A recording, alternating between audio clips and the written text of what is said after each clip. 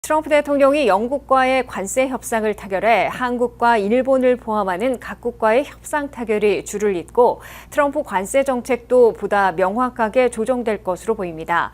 첫 테이프를 끄는 영국은 미국산 육류와 농산물, 석유, 가스와 항공기 등을 더 사주는 대신 영국 자동차에 대한 미국의 관세율은 27.5%에서 10%로 대폭 낮추는 거래를 타결했습니다. 한면태 기자가 보도합니다.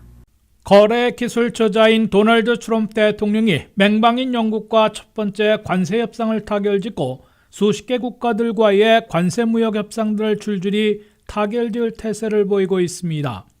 미국이 우선 협상 상대로 삼은 한국과 일본 등 아시아 맹방들 중에서 한국은 조기 대선 때문에 다소 시간이 걸리겠지만은 머지않아 매듭 지을 것으로 보입니다.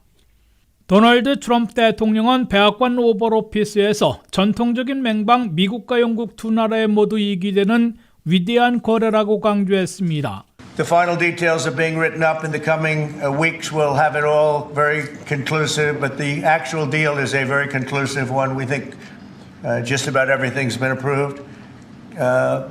So good for both countries. This is a really fantastic, historic day in which we can announce this deal between our two great countries. 키어 스타머 영국 총리는 스피커폰을 통해 환상적이고 역사적인 날이라고 환호했습니다. 세부 협상은 지속되겠지만 대강의 합의사항을 담은 미국과 영국의 관세 협상 합의문에 따르면 양국이 서로 주고받기로 적절한 관세와 무역 균형을 겨냥하고 있음을 보여주고 있습니다. 미국의 11번째 무역 파트너인 영국은 이번 합의로 미국산 쇠고기와 돼지고기, 닭고기 등 육류, 농산물, 석유와 천연가스, 보잉 항공기 100대 구입 등으로 미국 제품을 $50억 더 많이 사주기로 동의했습니다. 미국은 대신에 연간 10만 대까지의 영국 자동차에 대한 관세율을 현재 27.5%에서 기본 상호관세인 10%로 대폭 낮췄습니다. 미국은 또 영국산 철강에 대해서는 25%의 관세를 적용하다가 제로 관세로 바꿨습니다. 2024년 한 해 미국은 영국에 항공기와 기계류, 석유와 가스, 농산물 등을 중심으로 $800억 어치를 수출한 반면에 영국으로부터 자동차와 의약품 등 $680억 어치를 수입해와 $120억 흑자를 기록했습니다. 이에 따라 미국과의 교역에서 $600억 이상 흑자를 보고 있는 한국에게 미국은 알래스카 에너지원 개발에 대규모로 투자하고 미국산을 더 많이 사주며 방위비 분담금을 더 늘리라고 요구하고 나설 것으로 관측되고 있습니다. 미국과 중국은 마침내 이번 주말 스위스에서 관세 무역 협상에 시동을 걸 채비를 하고 있으나 145대 125%까지 올려놓은 관세율을 낮추는데 신경전과 기싸움을 벌이고 있습니다. 그럼에도 트럼프 행정부가 각국과의 상호관세를 90일 유예한 후에 영국을 시작으로 관세 협상을 타결짓기 시작해 주요 교역 파트너들과 주고받기 협상을 잇따라 타결 지으면서 트럼프 관세율도 조정되면 불확실성이 줄어들고 불경기 우려를 다소 해소해 나갈 것으로 기대되고 있습니다. WKTV 뉴스 한면택입니다. 트럼프 대통령이 중국산에 대한 관세율을 현재 145%에서 80%로 대폭 낮출 것으로 시사했습니다. 이번 주말 스위스에서 열리는 미중 간 협상이 이루어질 경우 관세율을 더 낮추고 희토류 수출 통제를 완화하는 등 추가 거래가 모색될 것으로 예상되고 있습니다. 한면태 기자의 보도입니다.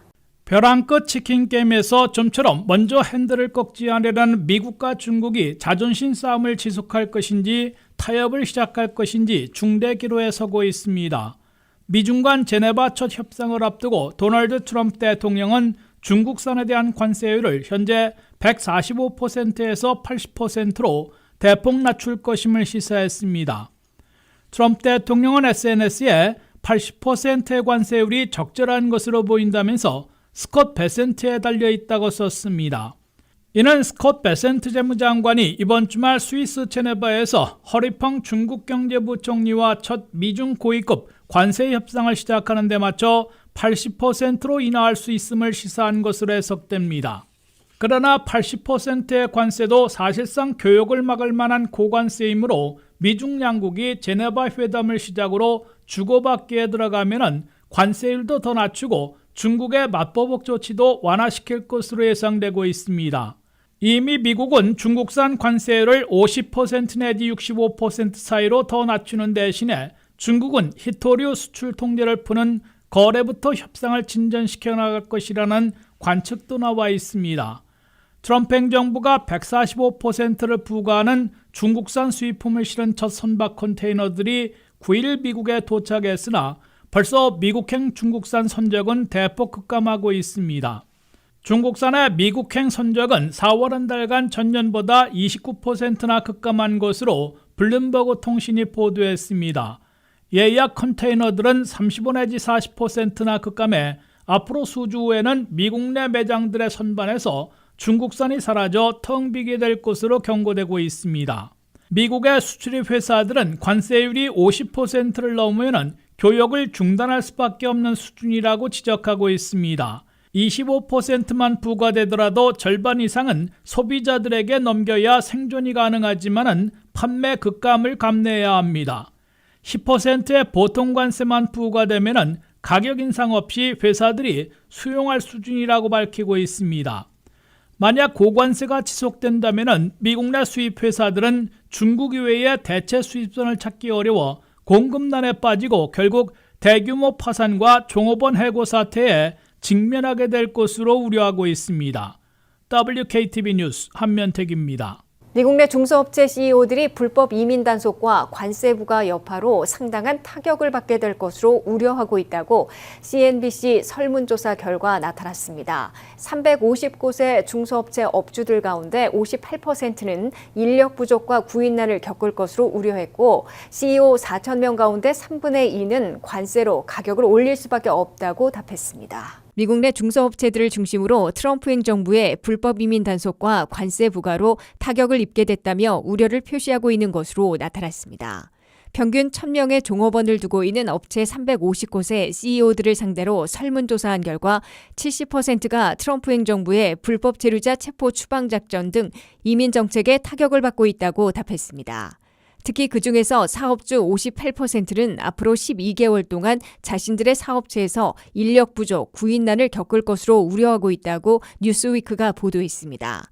이민 노동력에 의존하고 있는 농장, 건설 현장 등에서 특히 불법 체류 노동자들이 대거 잠적하고 있어 인력 부족과 구인난을 겪고 있으며 생산 차질, 가격 인상으로 이어질 것이란 예상이 나오고 있습니다. CNBC의 조사 결과 중소업체들의 대부분은 트럼프 관세 여파에 직격탄을 맞고 있다고 대답했습니다. 중소업체 업주들의 과반을 넘는 51%는 트럼프 관세 여파로 향후 12개월 동안 사업에서 마이너스 손실을 겪을 것으로 우려하고 있다고 밝혔습니다. 27%는 큰 타격을 입지는 않을 것으로 대답했고 21%는 긍정적인 효과를 볼 것으로 내다봤습니다. 하지만 중소업체 업주들의 70%는 자신들의 사업체와는 별도로 전반적인 미국 경제에서 불경기에 빠질 것으로 우려하고 있다고 토로했습니다. 각 업종의 CEO 4,000명을 대상으로 조사한 결과 3분의 2는 트럼프 관세 부과로 가격을 올릴 수밖에 없을 것으로 인정했습니다. 갤럽의 조사에서는 미국민들의 90%는 트럼프 관세 부과로 미국 내 가격이 올라갈 것으로 내다보고 있는 것으로 나타났습니다. 골드만삭스는 연준이 선호하는 코어 PCE는 3월에 2.6%였는데 올 연말에는 3.8%로 급등하게 될 것으로 내다봤습니다. 워싱턴의 싱크탱크인 CAP는 저소득, 중산층 미국민 가정에서는 올 한 해 가구당 $5,200 비용을 더 쓰게 될 것으로 예상하고 있습니다. 미국의 기준금리가 또 동결되고 첫 인하 시기도 7월 말로 미뤄질 것으로 예상되고 있습니다. 연준은 관세에 따른 불확실성이 커지고 고실업률, 고물가에 저성장에 그치는 스태그플레이션의 위험이 높아지고 있다고 경고했습니다. 한면택 기자가 보도합니다. 미국 중앙은행 연방준비제도가 기준금리를 6개월째 동결하며 향후 미국 경제에 대한 경고령을 발령했습니다. 연방준비제도는 이틀간 열린 FOMC 공개시장위원회 정례회를 마치면서 기준금리를 지난해 12월 1일에 4.25 내지 4.50%에서 동결한다고 발표했습니다. In support of our goals, today the Federal Open Market Committee decided to leave our policy interest rate unchanged. 연준은 미국 경제가 아직 고용과 물가에서 견고함을 유지하고 있으나 관세 파장 등으로 불확실성이 커지고 고실업률, 고물가에 저성장하는 스태그플레이션 위험이 높아지고 있다고 경고했습니다. If the large increases in tariffs that have been announced are sustained, they're likely to generate a rise in inflation, a slowdown in economic growth, and an increase in unemployment. 스태그플레이션은 미국 경제에서 80년대 이후 한 번도 발생하지 않았는데 연준이 적색 경고를 발동한 것이어서 우려를 증폭시키고 있습니다. 제롬 파월 연준 의장은 새 행정부가 관세와 이민, 재정 등의 정책 변화로 얼마나 여파를 미치느냐에 따라 달라지겠지만 불확실성이 커지고 고실업률, 고물가에 저성장에 빠질 위험은 단기적으로 높아질 것으로 우려하고 있다고 밝혔습니다. 파월 의장은 그러나 행정부가 각국들과 관세와 무역 협상을 벌이고 있어 관세 파장이 얼마나 크고 오래 갈지 속단할 수 없어 지켜봐야 하며 장기적으로는 미국 경제가 이에 대응해 나갈 수 있을 것으로 강조했습니다. 미국 경제에서는 가장 최신 통계로 실업률이 4.2%에 17만 7천 개 일자리 증가로 예상을 웃도는 4월 고용 성적이 나왔으나 앞으로 관세 여파가 본격화되면 더 냉각될 것으로 우려되고 있습니다. 연준이 선호하는 PCE 물가는 2.3%, 코어 PCE는 2.6%이지만 관세 여파가 본격화되면 가격 인상으로 일시적으로 물가도 흔들릴 것으로 예상되고 있습니다.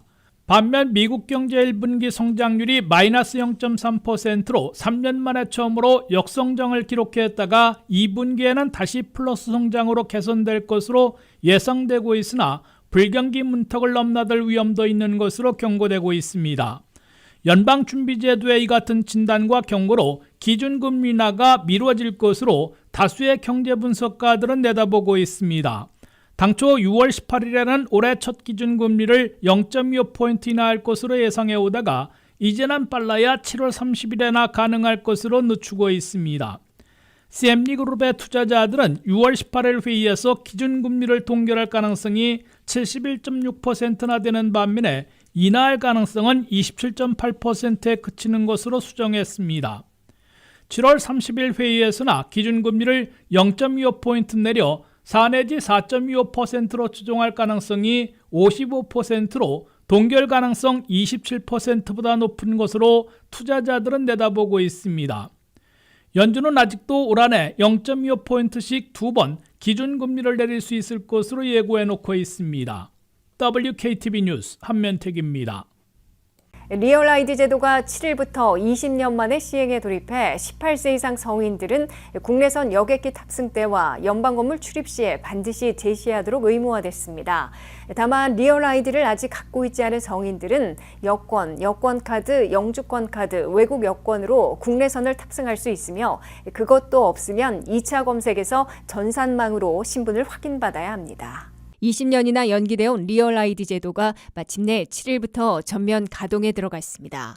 이에 따라 국내선 여객기를 타거나 연방 건물에 출입할 때에는 반드시 운전면허증에 스타 표시가 되어 있는 리얼 아이디를 제시하도록 의무화됐습니다.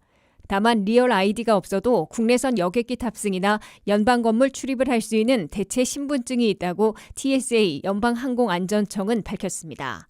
리얼 아이디가 없는 18세 이상 성인들은 미국 여권이나 여권카드, 영주권, 워크퍼밋 등 연방정부가 발행한 이민신분증명서를 제시하면 됩니다. 외국인들은 한국 여권 등 출신국이 발행한 여권을 사용해 국제선에 이어 국내선도 탑승할 수 있습니다. 항공여행이 잦은 사람들이 이용하는 글로벌 엔트리 가입자들도 리얼 아이디의 대체 신분증으로 인정받고 있습니다. 유효기간이 만료된 정부 인정 신분증들도 2년이 안 된 경우 인정해주기 때문에 국내선 항공기를 탈 수 있습니다. 18세 이하는 리얼 아이디를 요구받지 않게 되지만 학생증이나 여권과 같은 신분증을 소지하는 게 바람직한 것으로 보입니다. 리얼 아이디와 연방 신분 증명서들을 소지하지 않은 성인들은 2차 검색으로 넘겨져 전산망으로 신분이 확인되면 국내선 여객기를 탈 수 있게 됩니다. 그러나 2차 검사에 걸리면 시간이 다소 소요되기 때문에 비행기를 놓칠 우려가 생길 것으로 보입니다. 공항 검색을 맡고 있는 TSA 연방항공안전청에 따르면 검색을 받은 국내선 탑승객들 중에 81%, 즉 5명 중에 4명이나 리얼 아이디 또는 여권 등으로 국내선 여객기에 문제없이 탑승하고 있다고 밝혔습니다. 이로 미루어 20년 지연 끝에 리얼 아이디 제도가 7일부터 전면 시행에 돌입했지만 우려했던 대혼란은 초래하지 않고 있는 것으로 관측되고 있습니다.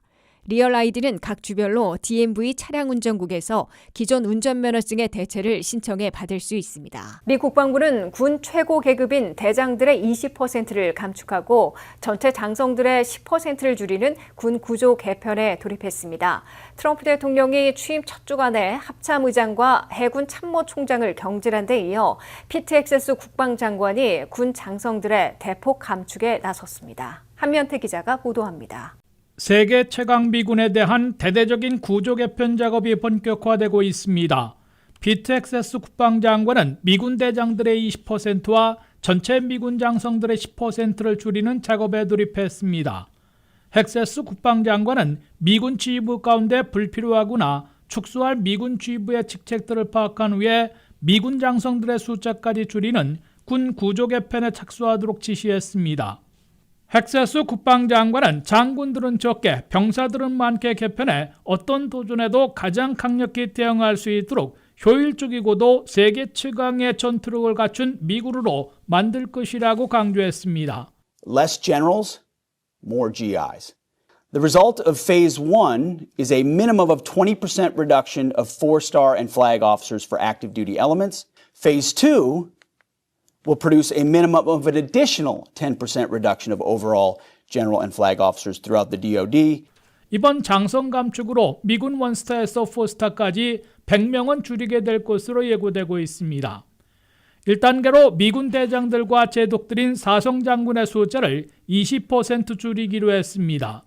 현재 미군 대장들과 제독 등 사성 장군들은 37명이어서 20%인 7명은 줄일 것으로 예상되고 있습니다.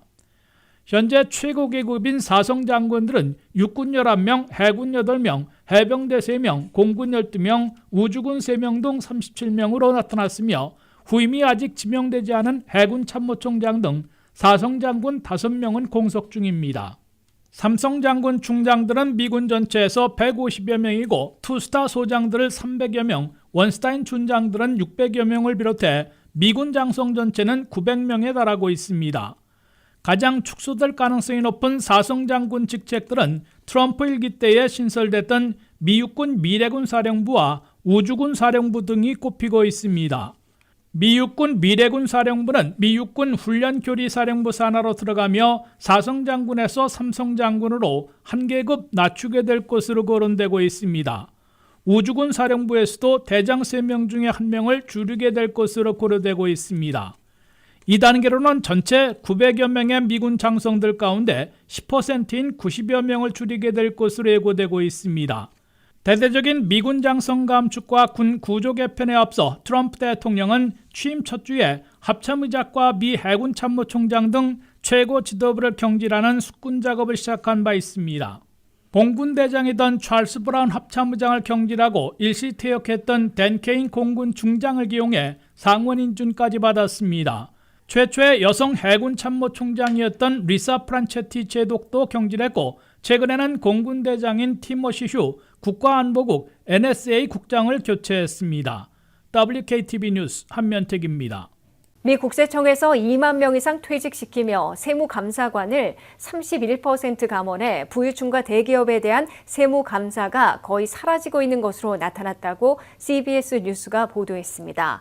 IRS는 전임 행정부에서 증원했던 규모와 거의 같은 2만 명을 증원했는데 그중 부유층과 대기업 탈루 추적을 맡아온 세무감사관을 3분의 1로 축소시킨 것으로 재무부 통계에서 밝혀졌습니다. IRS 국세청은 바이든 시절 2만 명이 늘어났으나 트럼프 시대에는 2만 명이 감원되고 있습니다.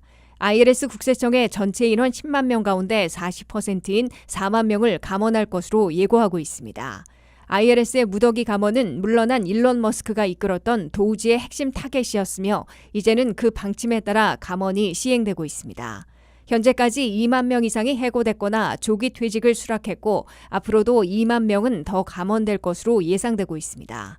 현재까지 감원된 2만 명 가운데 가장 큰 타격을 입은 부서는 부유층과 대기업들의 탈루 추적을 맡아온 세무감사관들로 해당 부서 전체의 31%인 3,600명이 퇴직한 것으로 나타났습니다. 대기업과 부유층 추적 부서에서 3,600명이 해고되면서 이들에 대한 세무감사가 취소되고 있으며 사실상 거의 사라지고 있다고 CBS 뉴스가 보도했습니다.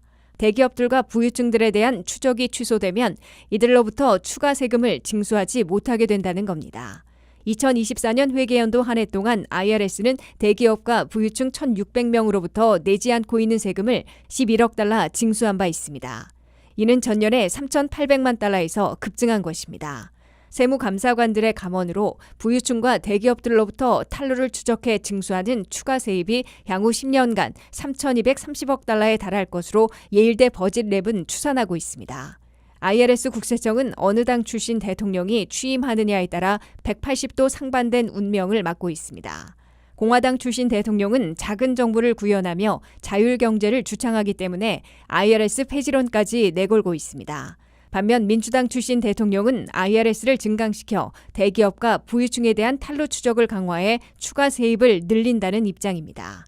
바이든 민주당 시절에는 IRS 예산을 10년간 800억 달러 늘리고 인원도 2년간 2만 명 증원했는데 트럼프 공화당 시대에는 이를 폐지하고 2만 명을 이미 감원하고 2만 명을 더 감원하려 하고 있습니다.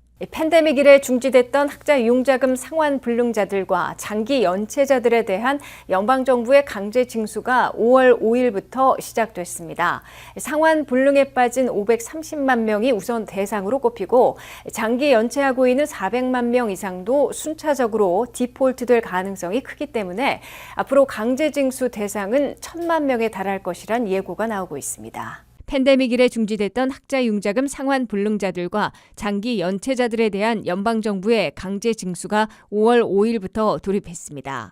연방교육부는 강제 징수 프로그램을 갖고 있는 연방재무부와 협력해 학자 융자금을 상환하지 않고 있는 체납자들에 대한 강제 징수를 5월 5일부터 시작했습니다.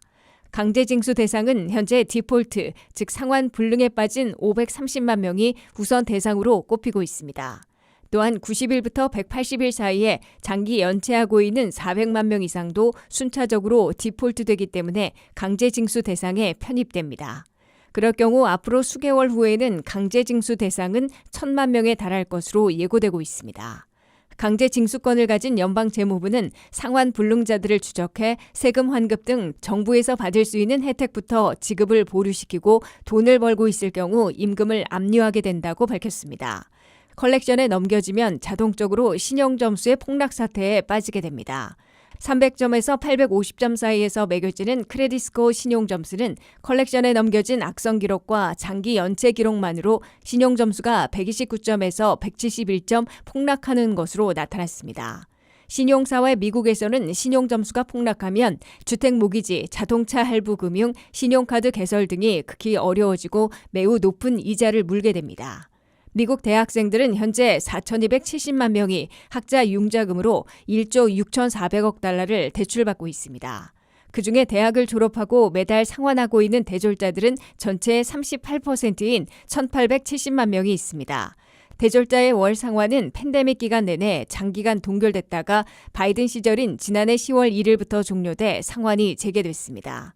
그러나 수년간 중단되어 온 월 상환이 재개된 줄 모르고 있거나 일자리가 없어 감당하지 못하는 젊은이들이 늘어나면서 대규모 연체와 상환 불능 상태를 초래할 것으로 해석되고 있습니다. 트럼프 행정부는 이와 함께 더 이상 학자 융자금 탕감 조치는 없을 것이라고 못 받고 있어 재정 상황이 어려운 수백만 명의 젊은 층들이 타격을 입을 것이란 우려도 나오고 있습니다. 사회보장국이 과다 지급한 소셜연금을 한꺼번에 100% 환수하려다가 50%로 낮췄습니다. 한꺼번에 100%를 환수하는 정책을 한 달 만에 50%로 낮췄지만 과다 지급받은 소셜연금 수혜자들에게는 여전히 큰 도움을 주지 못할 것으로 CNBC가 보도했습니다. 얼마 되지 않은 소셜연금의 절반씩을 떼고 대략 2달 동안 분할 환수하게 되면 저소득 수혜자들에게는 생활고가 가중될 것이라는 겁니다. 사회보장연금이나 현금보조가 갑자기 많이 과다 지급받을 수 있는데 공돈으로 생각하고 썼다가는 한꺼번에 토해내야 하기 때문에 낭패를 당하게 되는 시기가 재현되고 있습니다. 사회보장국은 3월 말부터 과다 지급하는 사회보장연금이나 현금보조는 분할 반납이 아니라 한꺼번에 100% 환수하는 정책으로 바꿨다가 50%로 낮춘다고 발표했습니다. 3월 27일 이전에 과다 지급해 반납해야 하는 경우는 지금처럼 한 달에 10%씩 분할 상환이 유지된다고 사회보장국은 밝혔습니다.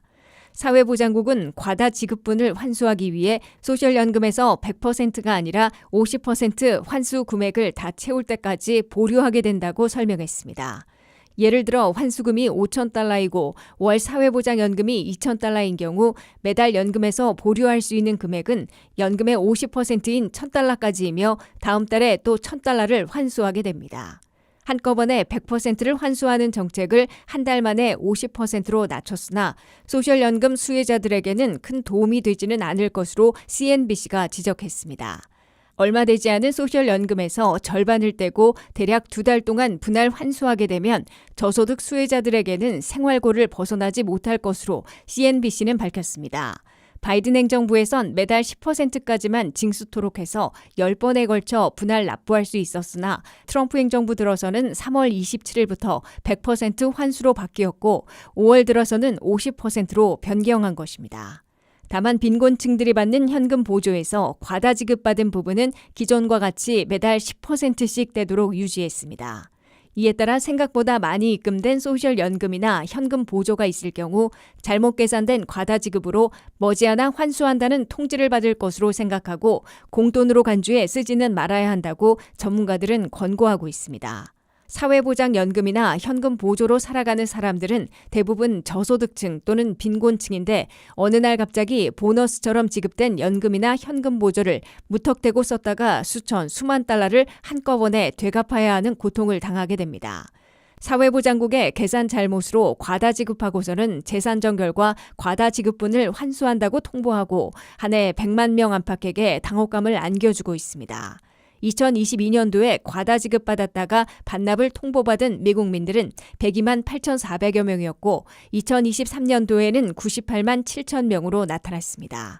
이들은 사회보장연금이나 현금 보조로 생활하기 어려운 상황에서 잘못으로 과다 지급해놓고 한꺼번에 거액을 반납하라고 요구하고 있다고 원성을 터뜨려 왔습니다.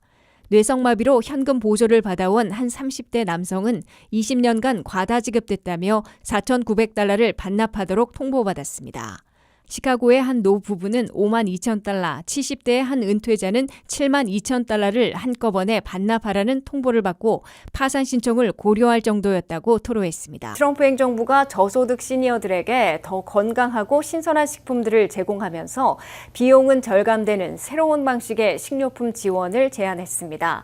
트럼프 행정부는 농가로부터 직접 공급받은 신선한 농산물들을 시니어 가정에 직접 배달하는 프로그램으로 배급 과정에서 중재자를 없애 비용도 절감할 수 있다고 강조했습니다. 하지만 신선한 식품들이 시니어들의 필요를 충족시킬 수 있을지에 대한 우려도 제기되고 있습니다. 홍의진 기자의 보도입니다. 트럼프 행정부는 저소득 시니어들을 위한 식료품 지원을 변화시키겠다고 밝혔습니다. 현재 저소득 시니어들을 지원하는 프로그램의 예산을 줄이고 마하푸드박스라는 새로운 형태의 식료품 지원을 제안했습니다. 이 박스는 농민들로부터 직접 공급받은 식자재로 채워질 예정입니다. 트럼프 대통령은 현재 식료품 프로그램이 제공하는 고염도의 선반 보관식품 대신 직접 농민들에게서 조달된 신선한 식품이 포함될 것이라고 강조했습니다. 농무부는 새로운 계획에 대한 구체적인 사항은 밝히지 않았습니다. 다만 이 마하푸드 박스가 미국 농민들로부터 직접 공급받은 식자재를 가정으로 직접 배급하는 방식이 될 것이라고 설명했습니다. 농무부는 현재 식품 지원 프로그램으로 매년 약 73만 명의 저소득 시니어들에게 $3억 8,900만 달러의 예산을 통해 식료품 지원을 제공합니다. 반면 새로운 계획과 비슷한 형태의 푸드 스탬프 프로그램은 지난해 약 $1,000억 달러를 지출하여 4,100만 명의 미국인들에게 지원했다고 밝혔습니다. 트럼프 행정부는 새로운 마하푸드박스 제안을 통해 저소득층 시니어들에게 더 건강한 식품을 제공하고 식품 배급 과정에서의 중개자를 없애는 장점이 있다고 주장하고 있습니다. 농무부는 마하푸드박스는 더 건강한 식품을 제공하고 신선한 농산물을 포함할 것이라고 밝혔습니다. 이를 통해 농민들로부터 직접 신선한 식품을 공급받는 방식으로 더 영양가 있는 식단을 시니어들에게 전달할 수 있다고 말했습니다. 반면 몇몇 전문가들은 트럼프 행정부의 새로운 계획에 대해 신선한 식품을 직접 농민들로부터 시니어들에게 전달하는 과정이 매우 복잡하다고 지적했습니다.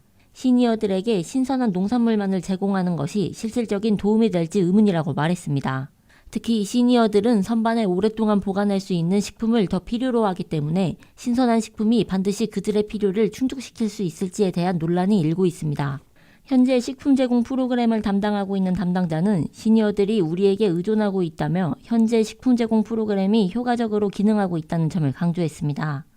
그는 또한 마하푸드박스에 대한 구체적인 물류 정보가 부족하다며 새로운 제안에 대한 세부 사항의 부족함을 지적했습니다. WKTV 뉴스 홍의진입니다.